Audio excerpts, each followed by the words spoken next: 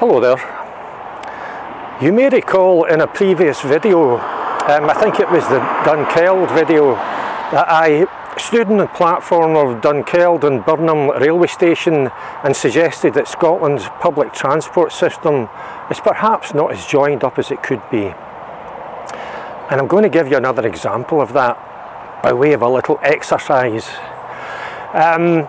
If you go onto ScotRail's website and do a search for an off-peak day return between Glasgow Queen Street and Gleneagles. I've just got off a train at Gleneagles, that's where I am. You'll find it at £16.60. Now, do another search for an off-peak day return between Partick and Gleneagles, and I think you'll find a very big surprise. That's probably one of the biggest pricing anomalies that I personally have ever seen on ScotRail. But search for yourself, I'm not going to tell you, it's just that it'll come as a bit of a shock, I think.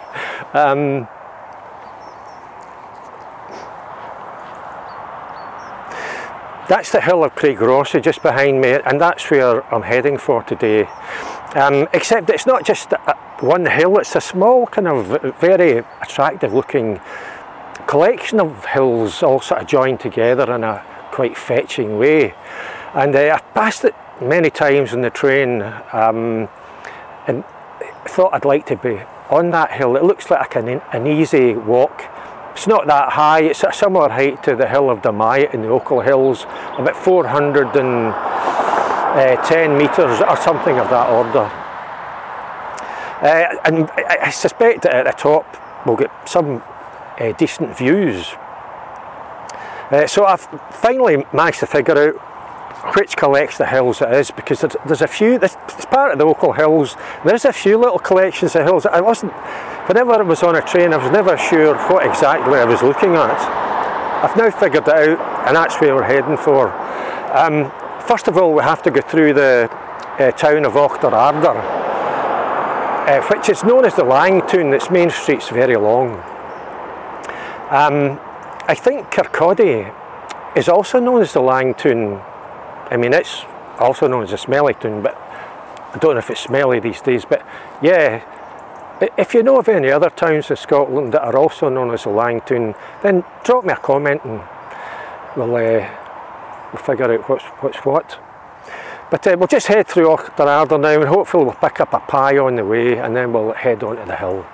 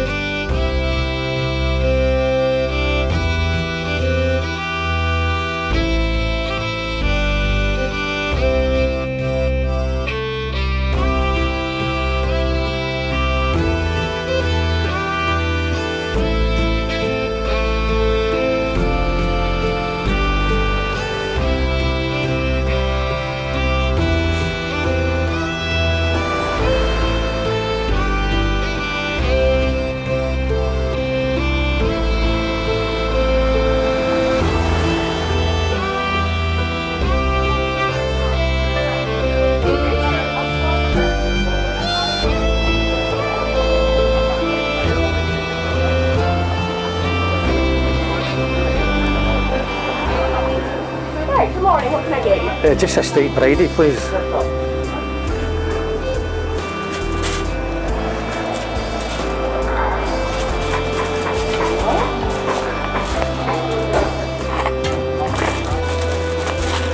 Much is that? £2, please. £2. Great, thanks very much. Thank you. Enjoy your bridie. I will. Cheers now. Bye.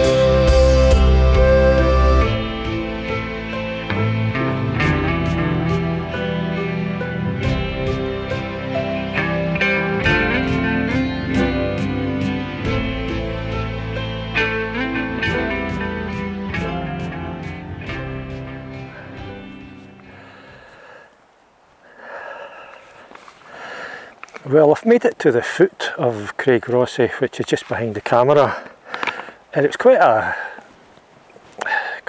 walk to get here along, well, through the streets of Auchterarder and laterally along a B-class road which had no pavement, and you're constantly moving from one side of the road to the other, so you're not in a blind spot that cars can't see you when they come round a bend and such like.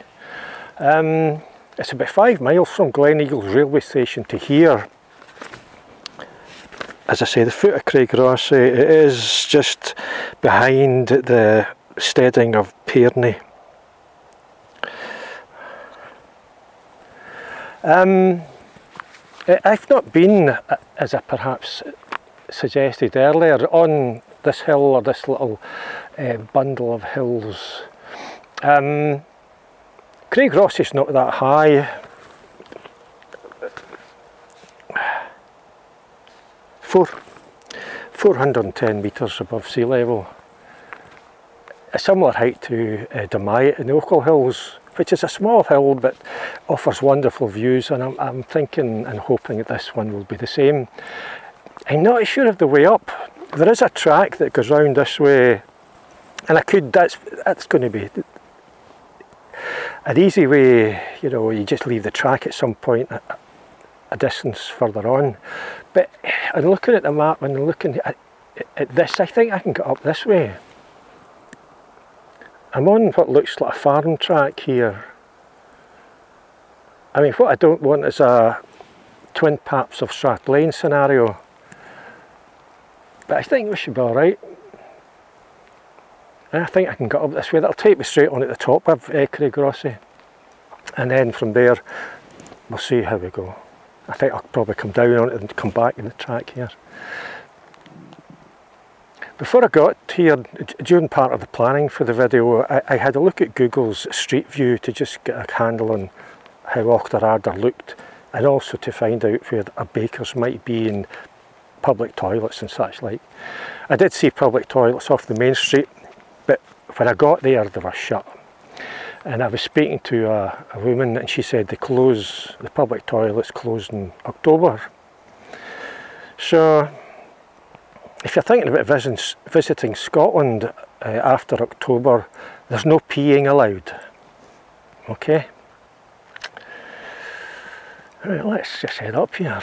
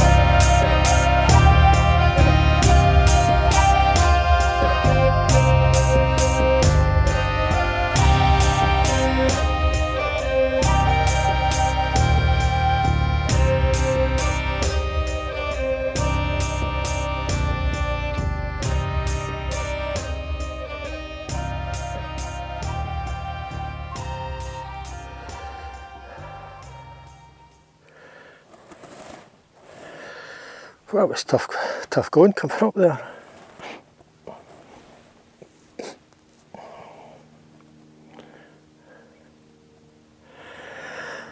But this is the top of Craig Rossie. And from here, I'm essentially just following, it's almost like a little kind of horseshoe on the top of a number of hills.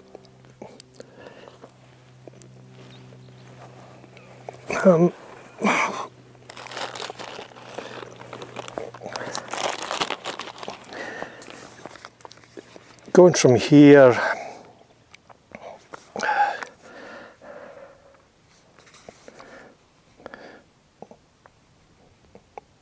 sort of around towards Ben Effrey.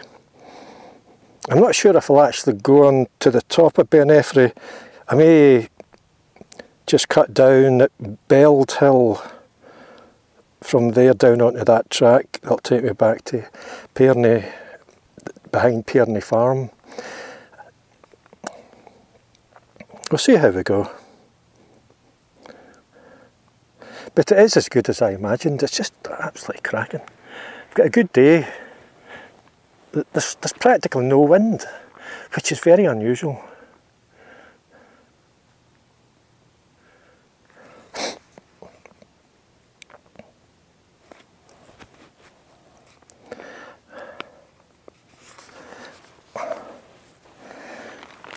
And I found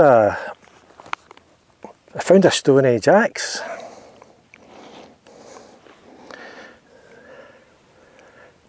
See? It's not a Stone Age axe. It's just a bit of stone that's breaking away from a bigger bit of stone, but it's broken away in that sort of shape. And I think, I mean, this area is festooned with Iron Age forts. And back in the Stone Age, and I dare say even the Iron Age, if bits of stone are going to naturally break away into little handy little bits that you can somehow use, then that's got to be a good thing. It's going to stop you from spending an awful lot of time carving stuff out. I mean, that's got a, as opposed to this being a kind of axe end, this end's actually quite sharp. I could well imagine grabbing this, because that actually fits quite snugly into the palm of your hand, and knocking lumps out of something. I was thinking you could maybe cut potatoes up with it, but I don't think they had potatoes in the Iron Age. Did they? I think it was Walter Raleigh that brought potatoes here. But you know, you could do damage to something with that. It's a sharp edge there. In fact, that really fits well into the hand, even to the extent of there'd been a bit from my thumb. That just fits so well that there's a part of me thinking it could have been used.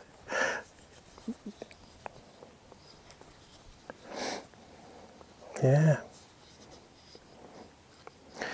What I'll do is I'll just leave it at the foot of this trig point here, just in case somebody sticks a comment on the video saying, what did you do with that stone? It is some sort of tool of some sort, Stone Age tool. So I'll just leave it here so that we'll know where it is. But you know, I mean, if I fastened that to a wooden stick with sort of bindings and used that as the business end, as it were, and if I hit you over the head with that, that could kill you. I don't know what sort of stone it is, but I think it's quite a hard stone. And you know, it's that little notch there for the thumb that really makes me think this could have been used for something. Anyway, if anybody's interested, it's right here.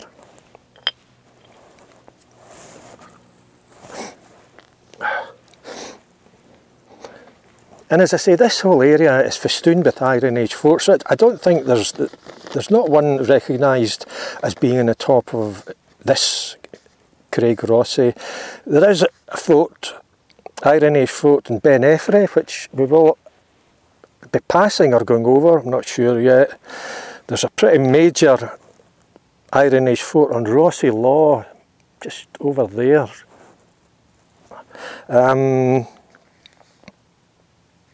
there's also an Iron Age fort just sort of on that, near where that track, quite near Pairney, the steading of Pairney. And just as I'm looking at this, I can see others. There's one out that way, a fort that way. There is also a feature that you'll see on maps. It's called the Ship. It's sort of down that way. It is in fact, it's about half a mile east of Pairney Farm on the road to Dunning, or just off the road to Dunning in fact. And it was thought at one time to have been some kind of Roman feature, because the Romans were pretty big in this area in their day. But then it was thought, no, it can't be a Roman feature, it's just some natural thing. And it was called the Ship because it resembled the upturned hull of a ship, kind of ship-like thing. But I am inclined to think that it's not natural. It's too straight to be natural, I think. And when you look at a map, you will see that that straight bank forms one side of an area that is bordered on 3 other sides by watercourses, streams. And in that respect, sticking a bank there gives you a good enclosed area. And I'm inclined to think it may have been a temporary Roman camp or something. You never really know, but I don't think it's natural. An ideal temporary Roman camp, because you're not having to do a lot of work. You've already got natural defences on 3 sides, watercourses, and you're just building a bank on one side to kind of complete the defence. I suppose the main question is whether those 3 watercourses are as old as the Roman period, or whether they were, whether at least 2 of them were perhaps created after the Roman period, in which case that theory is out the window.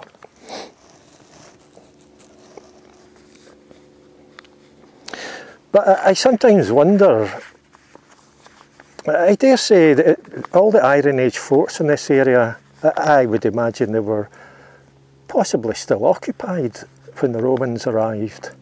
The Romans swept into this area from the south. That's the south, that's the north. What happened to the occupants of these forts? Did they somehow make peace with the Romans and perhaps said, well, we can supply you with some cattle and sheep for food if you just let us be? Maybe that's the way it was. Or did they put up some sort of futile defence and ended up getting slaughtered? Or did the Romans not care one way or another and just slaughtered them anyway? I don't know. Just another side of the River Erne, in that direction, there is what is called the Gask Ridge. It's apparently a sort of something like a 10-mile ridge that's only about 70 metres high or something. I had a look at it, I'm not sure that I can see it, to be honest. But apparently it was used by the Romans as to mark their most northerly frontier. You know, we sometimes think of, we think of Hadrian's Wall, we think of Antonine Wall, and I think in one video I suggested that Kirkintilloch was, and that part of the Antonine Wall was marking the most northern part of the Roman Empire. That's not the case. And while there wasn't a wall constructed along the Gask Ridge, there was a series of forts, like Ardach, a huge fort, and watchtowers and signal towers and fortlets constructed at regular intervals along that ridge, just to, so that they were constantly on the lookout of what was happening to the north and folk in the Highland area. And you know, there was battles and things.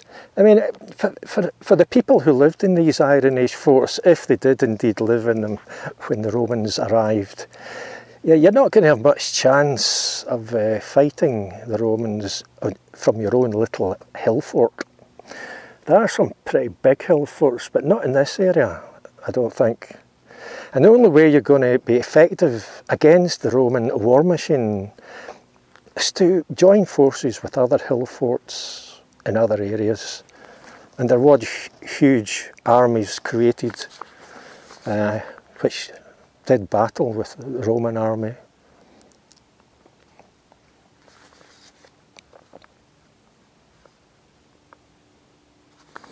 But yeah, fascinating period in history.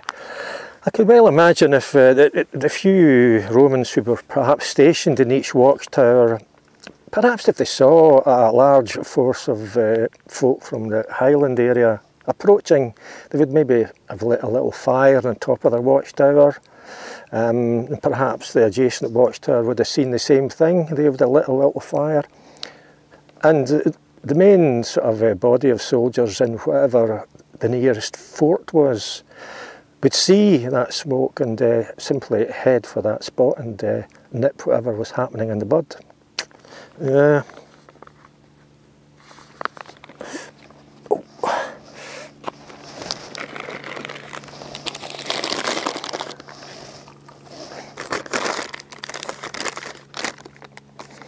This is a steak bridie I got in that baker's in that Lang Street in Auchterarder.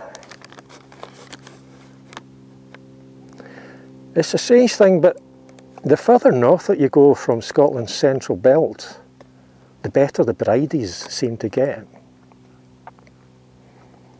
And I'm sure there's folk in the Scottish borders jumping up and down in their chairs right now saying, whoa, no, that's not the case.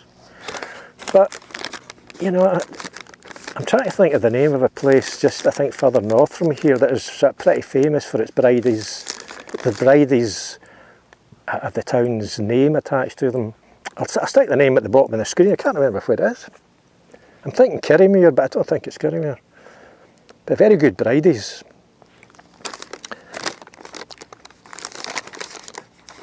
This looks like a very messy bridie.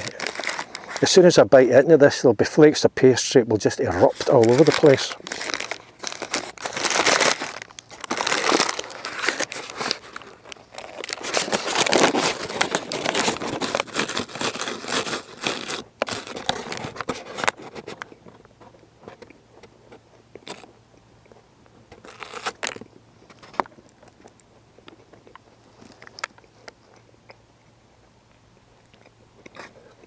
Not bad.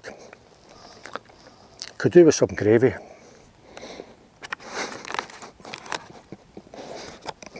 I like to start bringing a flask of gravy.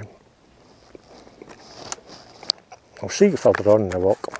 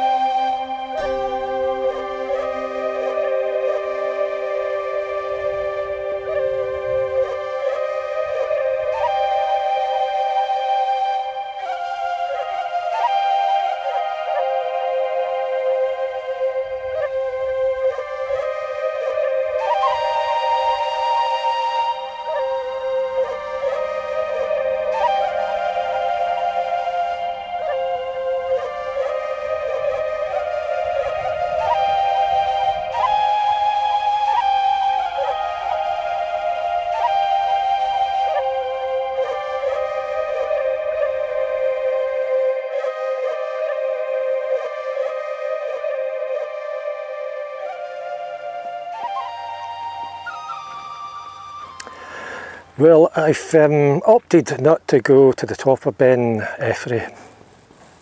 The view from the top's the same view from the top of Craig Rossie, and from a distance it looked as if it might be just slightly steep coming down, and I thought I'd prefer this wide track that I'm on just now, which will lead back behind Steading or Pairney back onto the road, and then we'll be 5 miles to Gleneagles railway station. Whoopee! Yeah, it's been a hell of a walk. I've really enjoyed it. In many ways it would perhaps have been prudent to have got a taxi from Gleneagles railway station to the area of Pairney Farm. That would have reduced this whole thing by 5 miles. That would have helped, I think. But I'm Eddie Burns. Take care, and I'll see you again.